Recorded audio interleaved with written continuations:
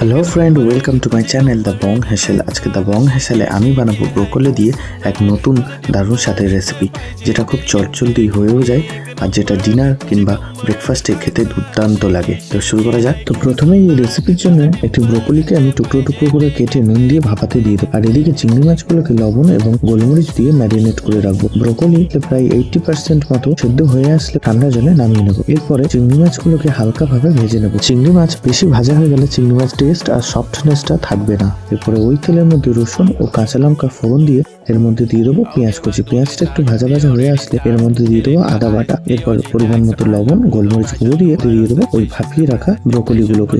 এরপরে মটরশুঁটি আর স্লাইস করে কেটে রাখা গাজরগুলোকে দিয়ে নাড়াচাড়া করে গাজর সেদ্ধ আসলে এর মধ্যে দিয়ে দেবো আগে থেকে ভেজে রাখা চিংড়ি মাছগুলোকে। এরপর কিছুক্ষণ নাড়াচাড়া করে আরেকটু ভেজে নিয়ে সার্ভ করুন রুটি কিংবা পরোটার সাথে। আজকের মতো এইটুকুই, ফিরে আসবো আবার নতুন কোনো রেসিপি নিয়ে।